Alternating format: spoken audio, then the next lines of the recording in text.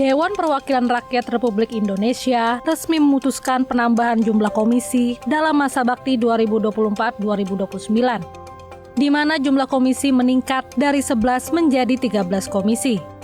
Langkah tersebut diambil dengan tujuan untuk memperkuat peran DPR RI dalam menjalankan fungsi pengawasan, legislasi, dan penganggaran. Kebijakan ini juga sejalan dengan dinamika kebutuhan di Indonesia, mengingat semakin luasnya cakupan kerja pemerintahan. Adapun penambahan jumlah komisi ini dilakukan untuk mengimbangi jumlah kementerian dan lembaga yang bertambah di era Presiden terpilih Prabowo Subianto. Dengan bertambahnya kementerian dan lembaga menjadi lebih dari 34, maka jumlah komisi yang menjadi rekan kerja pemerintah juga harus ditambah. Adapun pembagian mitra kerja akan disesuaikan dengan kementerian dan kabinet kerja yang akan diumumkan oleh Presiden Prabowo Subianto usai pelantikan pada 20 Oktober mendatang. Pimpinan DPR RI menegaskan, 2 komisi tambahan ini akan difokuskan pada sektor-sektor strategis yang membutuhkan perhatian lebih seperti lingkungan hidup, teknologi, dan kesehatan. Adanya penambahan ini diharapkan bisa meningkatkan efektivitas kerja DPR RI dalam menanggapi tantangan di masa depan.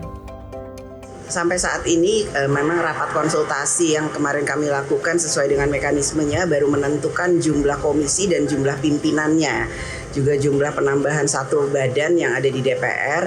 Namun kami masih menunggu pengumuman dari presiden terpilih yang akan dilantik pada tanggal 20 Oktober yang akan datang untuk mengumumkan berapa kementerian dan kementerian apa saja.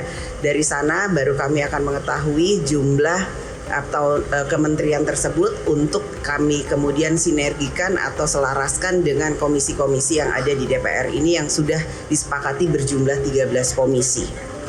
Setelah itu baru mekanismenya pimpinan fraksi dari setiap fraksi akan menetapkan siapa saja yang kemudian menjadi pimpinan di setiap komisi tersebut.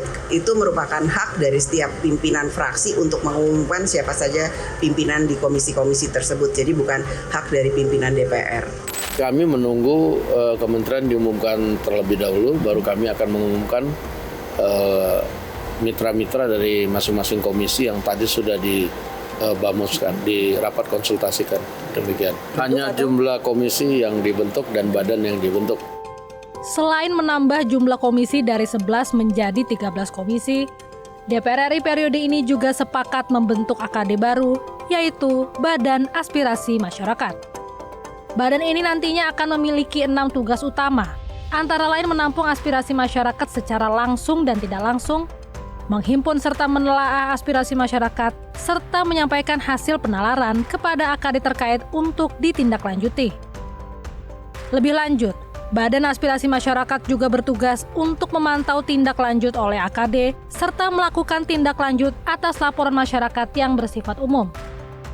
Badan ini juga bertugas menerima aspirasi masyarakat dalam melaksanakan meaningful participation pada setiap tahapan pembahasan rancangan undang-undang. Kita sebagai perwakilan daerah yang ada di Sulsel, mudah-mudahan dengan bertambahnya kementerian dan mitra kami akan mempermudah tentunya penyerapan aspirasi masyarakat lebih cepat lagi, serta pembangunan pemerintahan lebih dimudahkan. Kemudian dari sektor pendidikan juga, mutu pendidikan, pelayanan dan sebagainya. Tentunya berharap warga Sulawesi Selatan untuk lebih maju lagi. Keputusan menambah jumlah komisi dan AKD mendapat berbagai respon dari berbagai kalangan. Sebagian mendukung langkah tersebut karena dianggap relevan dengan perkembangan zaman. Sementara ada juga yang mempertanyakan urgensinya, mengingat beban anggaran yang mungkin bertambah. Kendati demikian, DPR RI menegaskan, kebijakan ini diharapkan dapat membuat parlemen lebih adaptif dan responsif dalam mengawasi serta mendukung implementasi kebijakan-kebijakan yang dihasilkan oleh pemerintah, terutama di era kepemimpinan Prabowo Subianto yang akan segera dimulai. Tim Liputan TVR Parlemen melaporkan.